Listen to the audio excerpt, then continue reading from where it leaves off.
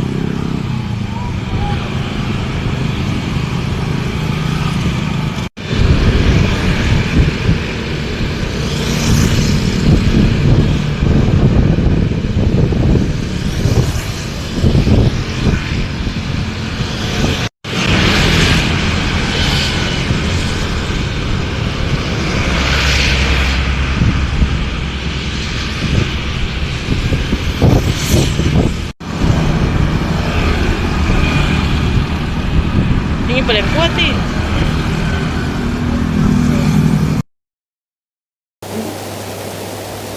Informasi lainnya, Tribuners masuk babak baru. Bareskrim Polri tinjau lokasi tambang PT Waragonda di Negeri Haya. Polemik operasional PT Waragonda Minerals Pratama atau WMP memasuki babak baru. Pasca dilaporkan warga Negeri Haya, Direktorat Tindak Pidana Tertentu atau Dirtipiter Bareskrim Polri mengambil langkah tegas menindaklanjuti laporan tersebut. Berdasarkan rilis resmi yang diterima tribunambon.com, Rabu 13 Agustus 2025, Dirtipiter Bareskrim Polri meninjau lokasi dugaan aktivitas tambang ilegal di Negeri Haya, Kecamatan Tehuru, Kabupaten Maluku Tengah. Selasa 12 Agustus 2025, sekira pukul 4 sore waktu Indonesia Timur. Penyelidik melakukan peninjauan langsung ke lokasi tambang Saris Garnet milik PT Waragonda Minerals Pratama yang diduga beroperasi tanpa izin resmi. Tentu Bareskrim Polri juga berkoordinasi dengan Polres Maluku Tengah, Dinas Energi dan Sumber Daya Mineral atau ESDM Provinsi Maluku, serta pemerintah Desa Haya untuk memastikan fakta di lapangan. Peninjauan ini dipimpin oleh Kompol Firdaus yang menegaskan bahwa kehadiran tim adalah murni tugas resmi dari Mabes Polri. Dari hasil pemeriksaan lokasi ditemukan beberapa titik yang diduga menjadi lokasi aktivitas tambang ilegal. Selain itu, ada indikasi keterlibatan warga setempat yang berafiliasi dengan pihak PT Waragonda Minerals Pratama dalam hal menyediakan lahan, menjadi pihak-pihak untuk mengomunikasikan dengan masyarakat untuk menyediakan bahan baku yang berkomunikasi menyewakan lahan tambang. Kompol Firdaus juga menegaskan bahwa proses penyelidikan akan berjalan secara profesional, adil, dan transparan dengan tetap menjaga keamanan dan ketertiban masyarakat atau Kamtibmas selama proses hukum berlangsung. Sementara itu, tim kuasa hukum masyarakat Negeri Haya, Fahmi Namakule, memberikan apresiasi atas langkah cepat penyidik Bareskrim Polri. Ia juga mengingatkan pentingnya menjaga situasi keamanan dan ketertiban masyarakat agar Negeri Haya tetap kondusif selama proses hukum berjalan. Ada dua ya, tadi minta keterangan. Saya minta ini, saya datang jauh dari Jakarta. Saya di sini tidak ada kepentingan Waragonda, tidak ada kepentingan dari Pendumas. Kami berangkat sendiri, modal sendiri, dana penyidikan dari pemerintah. Ya kan? Artinya apa? Ketika kami sini, kami akan coba objektif. Tadi saya sudah sampaikan, ketemu di Miring mas. Ambil gambar. Oh iya. Iya, bareng saya. Ayo dong. Penambangan ilegal. Tadi saya sudah ketemu kami, ada dua ya, tadi minta keterangan. Saya minta ini, saya datang jauh dari Jakarta. Saya di sini tidak ada kepentingan Waragonda, tidak ada kepentingan dari Pendumas. Kami berangkat sendiri, modal sendiri, dana penyidikan dari pemerintah. Ya kan? Artinya apa? Ketika kami sini, kami akan coba objektif. Tadi saya sudah sampaikan. Miring mas. Ambil gambar. Oh iya. Iya, bareng saya. Ayo dong. Penambangan ilegal. Tadi saya sudah ketemu kami, ada dua ya, tadi minta keterangan. Saya minta ini, saya datang jauh dari Jakarta. Saya di sini tidak ada kepentingan Waragonda, tidak ada kepentingan dari Pendumas. Kami berangkat sendiri, modal sendiri, dana penyidikan dari pemerintah. Ya kan? Artinya apa? Ketika kami sini, kami akan coba objektif. Tadi saya sudah sampaikan, ketemu di Miring mas. Ambil gambar. Oh iya. Iya, bareng saya. Ayo dong. Penambangan ilegal. Tadi saya sudah ketemu kami, ada dua ya, tadi minta keterangan. Saya minta ini, saya datang jauh dari Jakarta. Saya di sini tidak ada kepentingan Waragonda, tidak ada kepentingan dari Pendumas. Kami berangkat sendiri, modal sendiri, dana penyidikan dari pemerintah. Ya kan? Artinya apa? Ketika kami sini. Miring mas. Ambil gambar. Oh iya. Iya, bareng saya. Ayo dong. Penambangan ilegal. Tadi saya sudah ketemu kami, ada dua ya, tadi minta keterangan. Saya minta ini, saya datang jauh dari Jakarta. Saya di sini tidak ada kepentingan Waragonda, tidak ada kepentingan dari Pendumas. Kami berangkat sendiri, modal sendiri, dana penyidikan dari pemerintah, ya kan? Artinya apa? Ketika kami sini, kami akan coba objektif. Tadi saya sudah sampaikan, ketemu di Piring mas. Ambil gambar. Iya, baru ayo. Ayo dong. penambangan ilegal.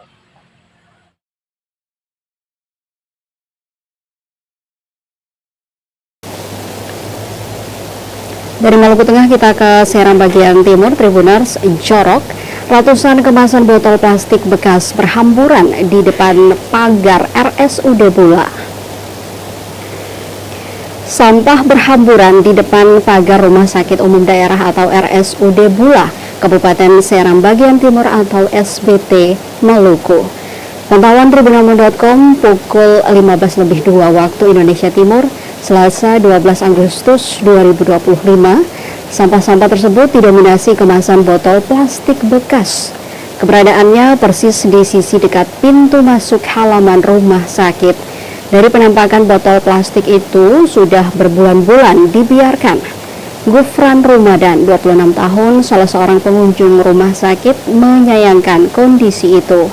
Hal serupa juga dikeluhkan Mato, 37 tahun, salah satu warga sekitar. Dia pun meminta petugas rumah sakit segera membersihkannya. Diketahui Rumah Sakit Umum Daerah atau RSUD Bula, Kabupaten Serang bagian timur, baru saja merayakan hari ulang tahun ke-17 akhir Juni lalu. Perbaikan layanan kesehatan menjadi upaya yang terus dilakukan meski dalam keterbatasan.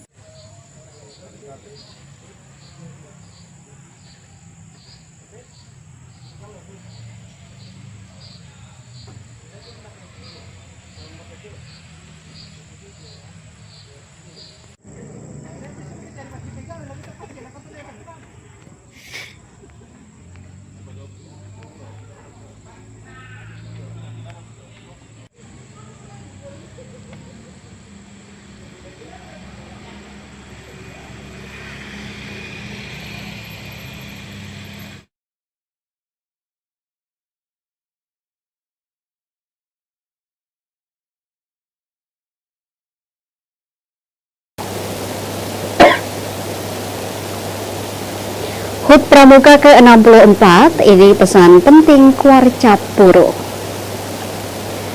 Suasana alun-alun Tita Vena Bupolo, Kota Nablea, Kabupaten Puro dipenuhi semangat para pramuka dalam upacara pembukaan HUT Pramuka ke-64 Selasa 12 Agustus 2025. Pantauan tribunambon.com pukul setengah 9 pagi waktu Indonesia Timur, Selasa 12 Agustus 2025, seluruh peserta upacara memakai seragam lengkap pramuka. Diikuti oleh para pembina dan guru-guru beserta kepala sekolah dari gugus depan masing-masing. Kegiatan ini diselenggarakan oleh Kuartir Cabang atau Kuarcap Kabupaten Buru dan Kuartir Ranting atau Kuaran Namlea sebagai tuan rumah. Kemah ini diikuti oleh 32 pangkalan atau gugus depan tingkat penggalang dan penegak yang ada di Kota Namlea. Ketua Kuarcap Kabupaten Buru, Najib Hentihu, dalam sambutannya menegaskan bahwa gerakan pramuka bukan sekadar kegiatan ekstrakurikuler, tetapi wadah pembinaan karakter generasi muda. Menurutnya, pramuka menjadi bagian penting dalam membentuk watak yang kuat, mencetak pemuda yang cerdas sekaligus tangguh, mampu menjadi pemimpin, serta hidup dalam kerukunan. Ia juga mengingatkan bahwa arah besar gerakan pramuka telah direncanakan sejak 2014 oleh Ketua Panitia Nasional Gerakan Pramuka dan sampai kini tetap menjadi pedoman, yakni yang pertama revitalisasi arah gerakan, kemudian pembentukan karakter generasi muda, pedoman strategis jangka panjang. Prinsip itu menekankan pembentukan pemimpin masa depan yang berintegritas dan berdaya saing tinggi. Upacara pembukaan ini berlangsung hikmat dengan barisan rapi para peserta. Selain upacara, rangkaian peringatan HUT Pramuka ke-64 ini akan diisi dengan lomba, kegiatan bakti masyarakat, mengenal sejarah hingga perkemahan pada hari H. Semua kegiatan dirancang untuk mempererat persaudaraan dan mengasah kemandirian para peserta.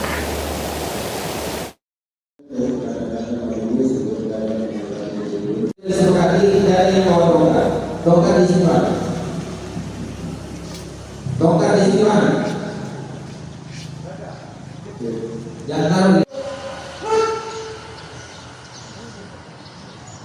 laporan pemimpin upacara kepada pembina upacara.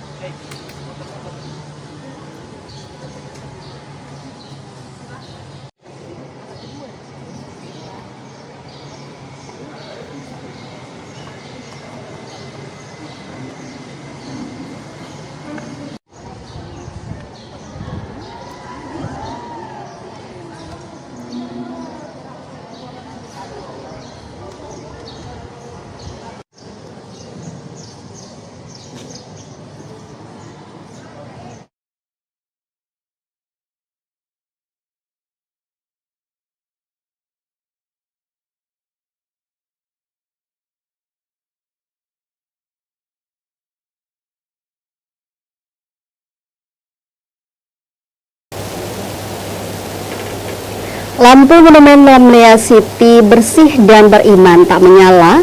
Warga mengatakan itu sudah lama. Beberapa lampu huruf bertuliskan Namlea City bersih dan beriman yang terletak di Monumen Tugu Tani kini tak lagi berfungsi.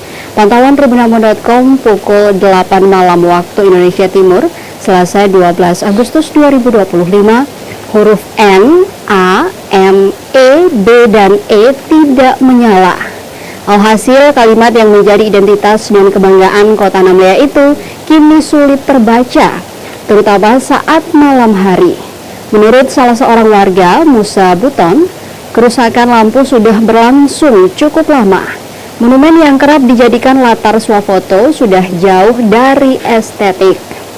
Diketahui Monumen Tugu Tani merupakan salah satu titik pusat kota Namlea dan menjadi representasi wajah ibu kota Kabupaten Buru itu. Selain menjadi penanda kota, keberadaan tulisan tersebut juga mencerminkan semangat kebersihan dan nilai keimanan yang dijunjung tinggi oleh masyarakat Namlea.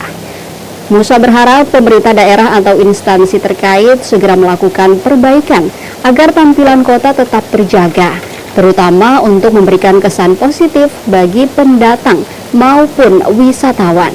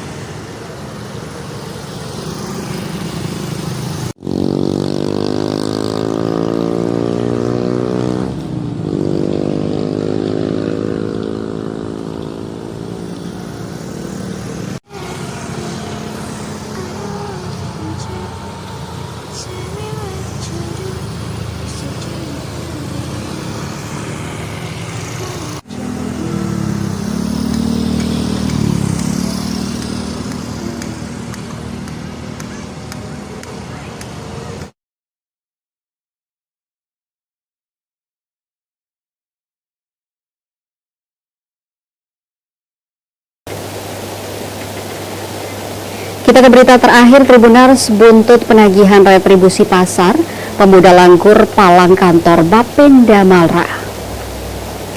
Pemuda Langgur Kabupaten Maluku Tenggara atau Malra Provinsi Maluku melakukan aksi pemalangan kantor Badan Pendapatan Daerah atau Bapenda Selasa 12 Agustus 2025. Aksi ini merupakan bentuk kekecewaan atas polemik retribusi pasar Langgur yang bergulir beberapa pekan belakangan ini. Pantauan tribunambon.com pukul 11 lebih 11 waktu Indonesia Timur, nampak 2 buah kayu dibentangkan menghilang di depan pintu masuk. Sejumlah pemuda pun nampak berlalu lalang di pelataran kantor tersebut. Imbasnya, puluhan aparatur sipil negara atau ASN dari Bapenda maupun Badan Kepegawaian Daerah atau BKD yang berada dalam satu gedung tersebut, aktivitasnya terhenti. Ketua Pemuda Langgur, Yohanes Eko Milan Renyut, saat diwawancarai tribunambon.com mengatakan ini merupakan bentuk kekesalan terhadap Dispenda Malra. Pasalnya, kata dia, kemarin sudah disepakati di depan pihak kepolisian. Hari ini tidak ada penagihan retribusi, namun tetap dilakukan oleh individu tertentu. Dirinya juga menyayangkan langkah yang diambil oleh Kepala Bapenda Malra, Bruno Ohoy Butun, yang seolah tak menghargai Kepala Ohoy Langgur. Namun saat ini tiba-tiba pengelolaan pasar diberikan kepada komunitas yang belum jelas statusnya. Dirinya pun berharap Bapenda segera merespons tuntutan dari pemuda Langgur.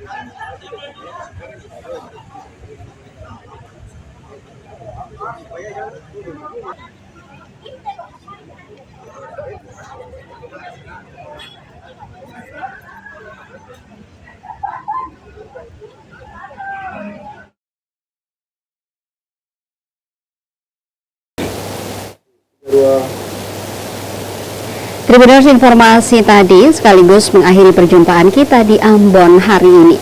Saya Putri Utami mewakili seluruh kru yang bertugas mengucapkan terima kasih atas kebersamaan Anda. Selamat sore, sampai jumpa dan amato.